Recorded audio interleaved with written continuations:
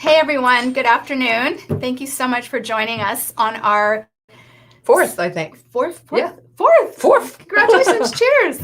Our fourth show. Next Virtual. time we'll do that with a I know, maybe right? I thought we weren't going to day cider. drink anymore. Yeah, that was our promise to everyone. We can try. So we are going to have a special guest today in a few minutes. His name, and you've got to help me with the last name. It's John Sahakian. Woo, good one. And John, I've known John for a long time. He is a wonderful friend of mine. He's a surfer. He's been helping. He's an amazing supporter of the center and Camp Ed, and he did a lot of our surf therapy in the last couple of years. He's had a lot of wonderful support just to the special needs community. I remember we had him join us for a mom support group when we were doing the camps. Mindful moms. Mindful moms. Okay, that's right. We got to bring that back. Yeah, we should. We could do a Zoom. We should definitely do that. Mindful moms. And I think it would be fantastic. I know everyone's kind of burned out on the Zoom and all the electronic sort of stuff, but it seems like we've got a ways to go. We just found out a little bit earlier that the stay-at-home orders might be extended.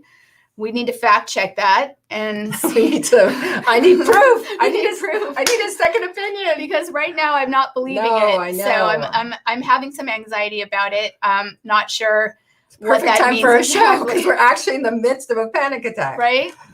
So later on, John's going to help us talk us off the edge. Get us into our mindful place.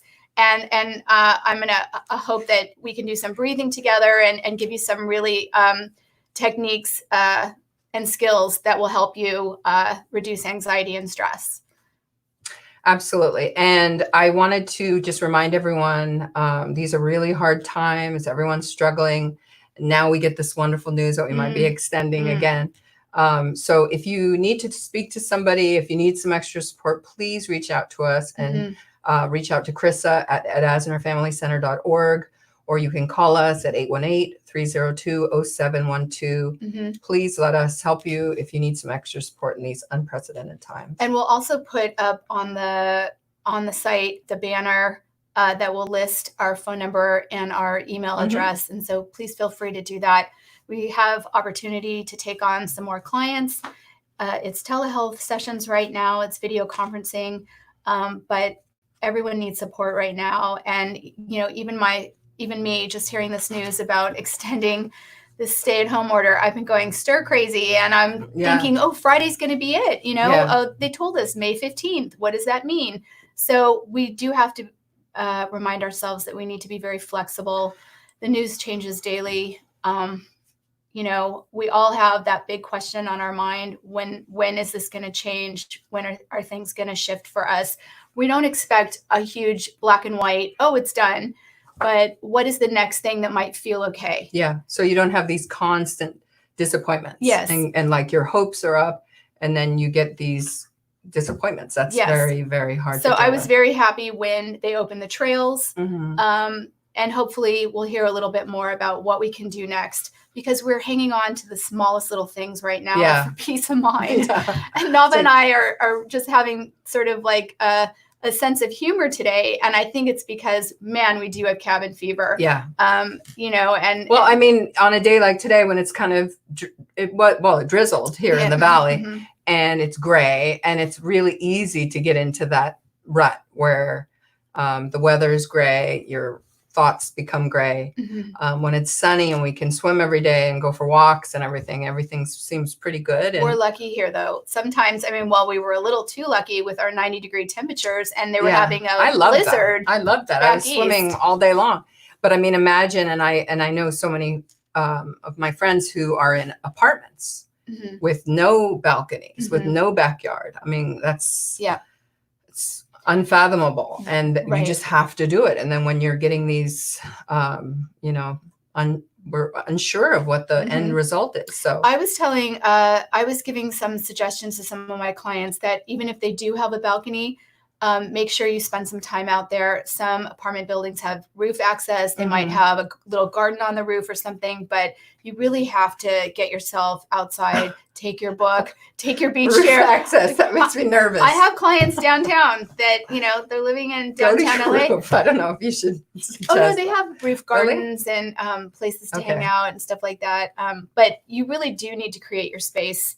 Whatever you've got. I mean, you have a 500 square foot apartment. Yeah. And there's two people in it. You really got to have That's why the divorce rate is going to go through the roof. Okay, enough with the bad news. Let's bring John on, our friend John Sahakian. Hi, John. Can you hear us? I can hear you. Can you hear me? Yay. Welcome to the stay-at-home mental wellness check-in with Chrisa and Navah and me. Yes, thank you for having me. Good to see you. John, what's the name of your center? Well, I have a private practice in West Los Angeles. It's 3 Circle Flow Hypnotherapy and Counseling. I've been there about almost 12 years now, and it has evolved.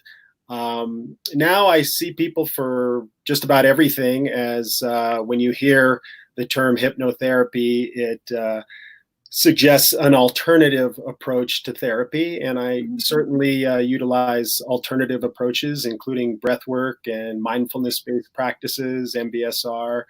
And I also do a fair amount of relationship counseling through referral. And I do work with teenagers for anxiety and stress. That has been something that has trended lately in the last year or so. And of course, right now, I have been very busy, fortunately. And I've been volunteering with CORE, which is, you may have heard about CORE. They are organizing a lot of the testing sites. Sean Penn founded it and is leading that charge. So I've been busy. Yeah. Well, thank God. There's so many different. Sorry. We're swatting a little fly in here. It's just been crazy. We might look crazy as we're swatting the fly, but you guys look great. So everything you just said is just so we so need it. There is different approaches to therapy and wellness and well-being, and that's what we want to present. Not every one thing works for everybody, so we really want to show people other avenues. Last week, we had a woman on that was discussing the use of CBD as a way to. So, I do traditional psychotherapy one-on-one, but I also do amend therapy style for whatever the client might need. If that's walk and talk, because the client really can't just sit on the couch and really needs like a different type of style, then that's what I'll do. You really want to tune into what your client needs. And it sounds like you have a wide variety of approaches. And so I'd like to ask you more about, not only is it mind, body, and, how are you going to nurture yourself? How are we going to reduce stress? Are we going to eat healthy? Are we going to get our exercise? But we also need to get our thoughts in order, especially around the uncertainty and the anxiety and the stress that this pandemic has brought. So what do you suggest the top 3 would be? Top 3. Well, I have a little phrase that I use that is sort of my entry point into my own self-care, which it always starts with us. As you know, we have to take care of ourselves. So I could, point that out to all the moms and dads out there, and you, Navah, of course. It comes to our ability to take care of others is dependent on our ability to take care of ourselves. Breath is, of course, the number one way to connect to our bodies. And my phrase is, the body wants to feel good and the mind will follow. So if we engage the reptilian brain, the nervous system directly, which I use nervous system, body synonymous, it's synonymous. Then we begin to lead the mind through leveraging our attention toward Mm-hmm. a happier place. Mm-hmm. So the 3-minute cure, which is something I'm going to share with you today, really is a concentrated form of 3 steps that I always encourage. And these steps will be familiar to you, of course: the breath, our awareness, and our imagination. Because, and the imagination is very interesting. We generally, unless we're asked to imagine something gross or challenging, we generally don't voluntarily imagine things that make us uncomfortable or stress us out or freak us out.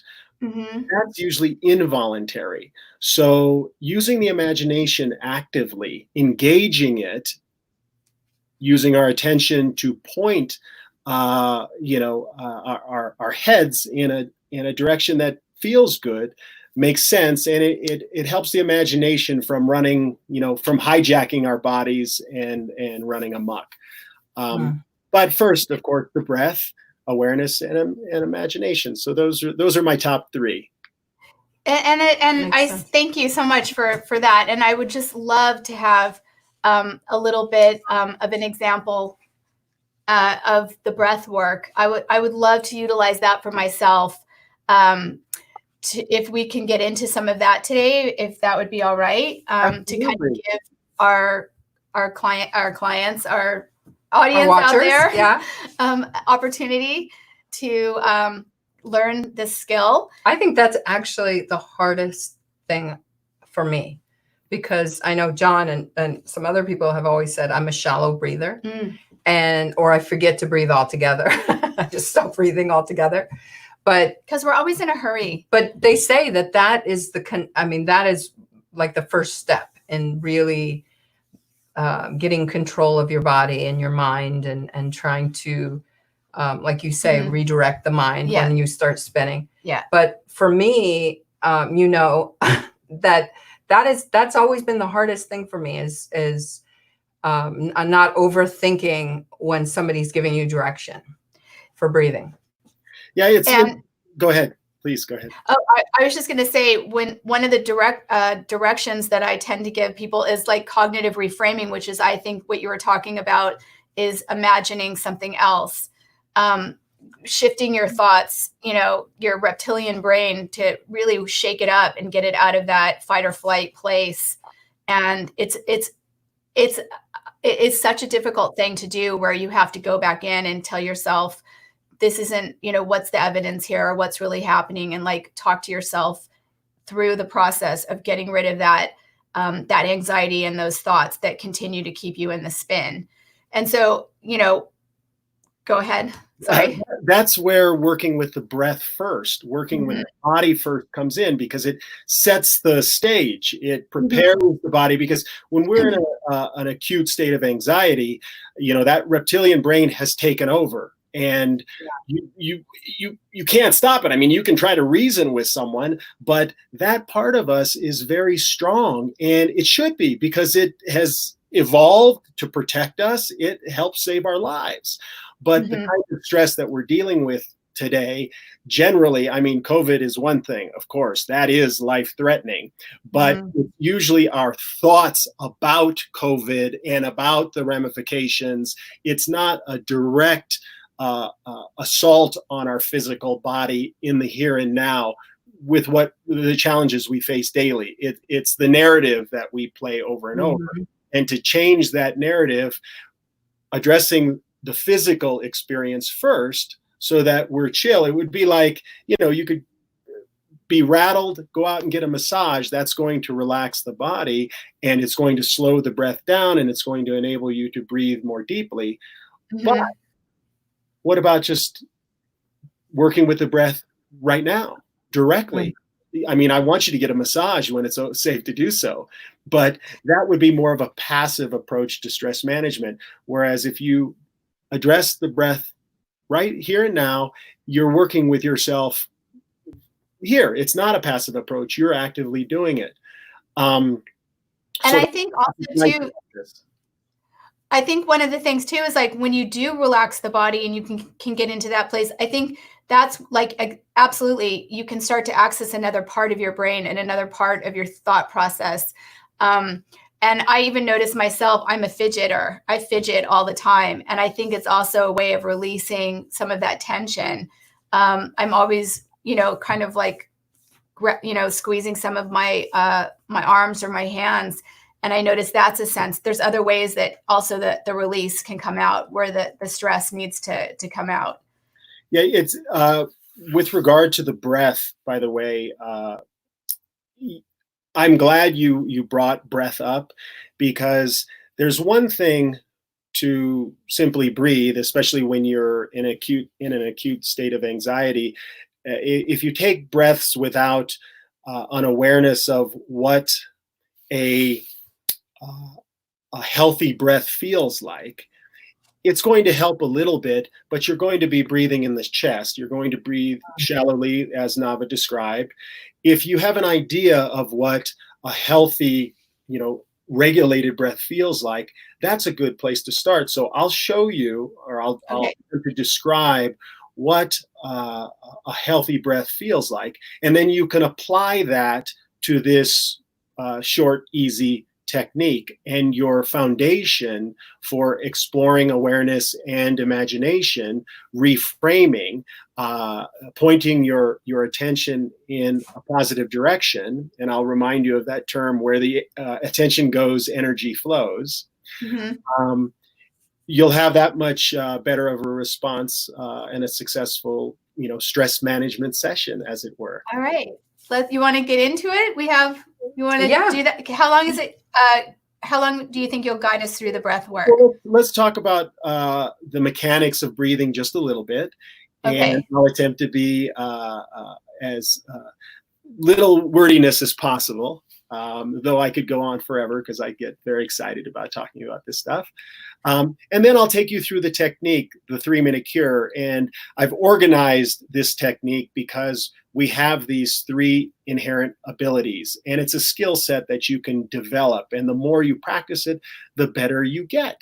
And you can apply the technique anywhere. You could, pull up to your next appointment once we can do that, and sit in your car for a moment and do the 3-minute technique. You can do it when you wake up in the morning. You can do it before you go to bed at night. If you're having a dynamic relational exchange, an argument with your loved one, you can step away and self-regulate. And, there are other techniques like this. I was recently introduced to havening, which is a technique where you soothe yourself while distracting the mind. And it like EFT and tapping, tapping. It is got a combination of properties that brings it all together. So you're working not only with the reptilian brain, sometimes described as the chimp brain. There's a great book called The Chimp Paradox, which talks about that, and how we always need to work with the chimp brain, and then the frontal cortex, the human side of us. So if your audience just wants to be comfortable, maybe you're sitting on the couch or at home, you guys can sit here in a normal fashion. Just place one hand on your belly, and closing your eyes is optional. You don't have to. Just to recognize the mechanics of breathing. If you place your hand on your belly and you just deepen your breath a little bit, you'll notice, and you've experienced this many times, your belly expands a little bit.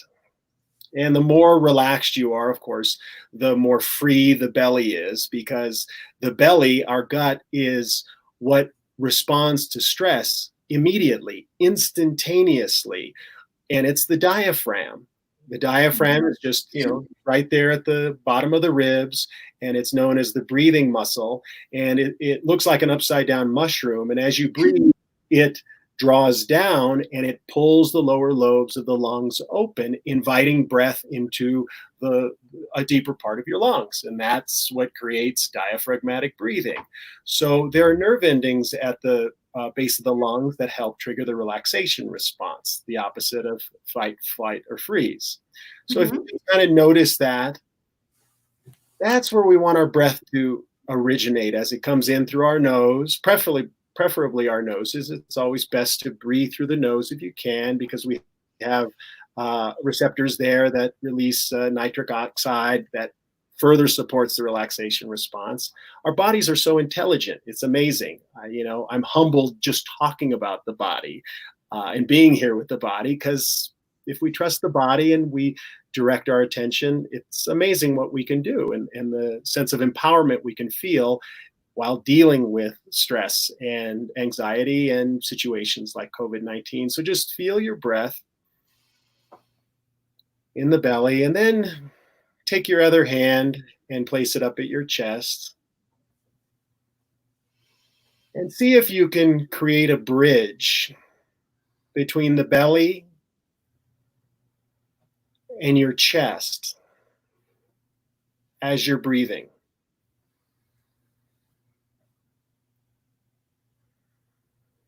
And you'll notice the breath naturally lengthens just thinking about it. And in this way, you're moving through what is sometimes referred to as the 3 breathing spaces: the belly, the ribs, and the chest.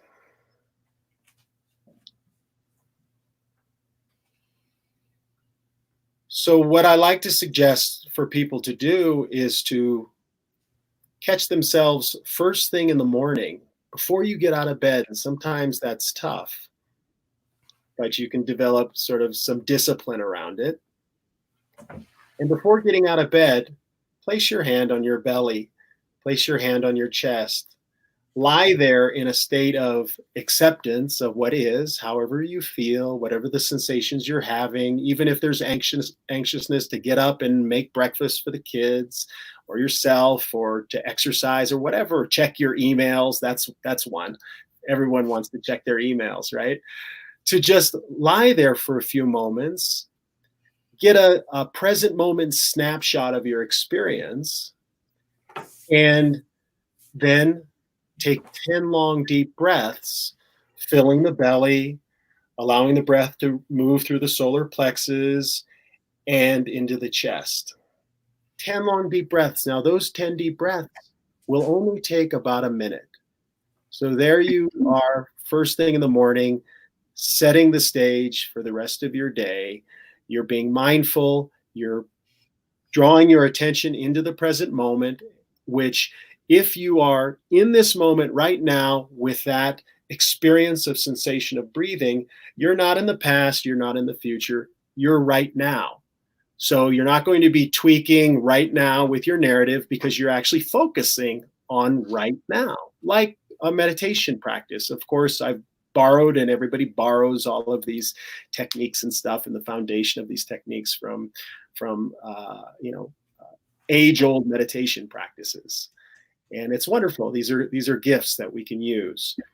So this is fantastic. I mean, just in the few minutes that you've been guiding the breath work, I felt such a sense of calm. And I realized I wasn't up here with my breath. I had to pull it way down past my belly button. And just the awareness where my hands were, like, this was so soothing. I have, during sessions, so many people are talking and they do this a lot, and it's just a way to really find calm. How did you feel during I forgot to breathe. You got to start over. What was it, John? You got to watch the tape again. That you said it's similar to tapping, that people like self-soothe. Havening. I gotta in EMDR we do tapping as well. They do sometimes, EMDR, or you could do the light, right? But mainly Havening is another technique that has is slowly kind of coming online, like EMDR did 20 years ago. Can you describe more of what havening is? Well, I've just been introduced to it recently, and it's a very easy go-to way to engage. It's just another angle, another way to engage the reptilian brain first, because this, although this, well, it looks like it's soothing. Or I loved it. Going like this. touching your own hands, or even, rubbing your face like this. Yeah. It's very, even the tapping. yeah, it's very soothing, and that engages, it speaks directly to your nervous system.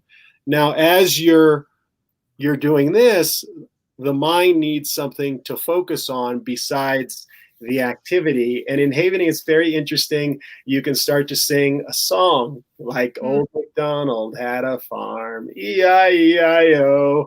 That's a little verse in there. And along with imagining your worst case scenario while you're soothing yourself, so that you can, change some of that prehistoric coding that we have through association of traumatic experiences we've had, and then imagine, a more positive scenario. So that. Thank you for describing that. Yeah, I didn't expect to, but I'm also using that with CORE to help people, because sometimes people need a very tangible technique, something that is, like some people have no problem working out at home.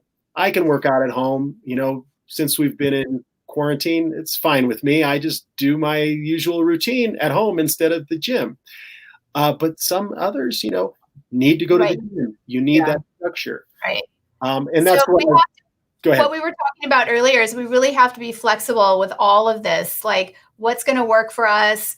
What's going to work today? Because what worked yesterday isn't working now. And so learning new tools and techniques, shifting our brains, actually, some people that live alone and are on their own are missing touch, and so that providing that hug for yourself or putting your hand on your chest, it's really helpful to calm. And we're human beings. We're not meant to be in isolation. So that's a controversial statement. We're human beings. We're very social animals. So, John, I'm going to put up the website because I want people to know how they can reach out to you and get more information, or even set up.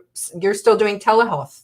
Yes. Yeah. I'm very good. Okay. So if you want to reach out to John and make an appointment and just get more information about the 3-minute cure. So how much time do I have? Do I have 3 minutes? No, we're actually out. We're going to wrap, and we're just going to talk about next week and a little bit about. But we're going to have you back on, John, because it was too short. So I'm going to leave you with this. Take 10 breaths. That's the first minute. Scan your body with your awareness, however it feels, accept it. And then imagine being somewhere that you would really enjoy being, that would just be totally blissful and peaceful. That's the 3-minute cure. Great. Okay. Thank you so much, John. Much gratitude. Thank you. And we'll see you very shortly. Okay, that was exciting. I feel so much better. That was not exciting. That was calming. I feel much better. I suck at breathing. I don't know what to say. No, you looked like you were. You look like you were. You look like you were chill. Anyway, so if you want more information about John, you can reach out to him at his website, and we'll definitely have him back on. Yes. So next week, we're gonna go into ideas for, God willing, transitioning. So we're hoping that now we might change our topic next week because we've got to get some more information about are we going to be transitioning, loosening up so we might change. We might actually have a pop quiz and just have a show that we're not going to even tell you what it's going to be about. But most importantly, as Navah was talking about, what is life going to be like as we potentially move out of our home setting, and are we able to move out and about a little bit more? That is still going to bring up some strong feelings about, do I feel safe enough to go out? Right. What should I bring with me? My mask, my gloves, my wipes. How easy is that going to be? There's still a little vigilance. There's a lot of vigilance actually out there where we're in. I went to go fill up my gas tank, and I had a little blip of anxiety getting out of the car, put my mask on, my gloves, fill up my gas tank. There's a lot to remember. And, if you have kids, if you have special needs kids with you, I know a lot of people like myself their children won't wear masks. They literally will rip them off. So I've had a lot of problem even getting Eddie to wear a mask. It's the sensory issue as well. It just doesn't, the two don't go hand in hand. It's just an impossibility. So we will see you next week. We're very excited to bring you a surprise show. Topic. And thank you all so much for joining us. Again, if you need some extra support, reach out to Chrisa at edasnerfamilycenter.org, or you can reach us on our main line at 818-302-0712 and write to us. Let us know what topics you'd like to have us bring to our health and wellness show. Yeah. All right. See you next week.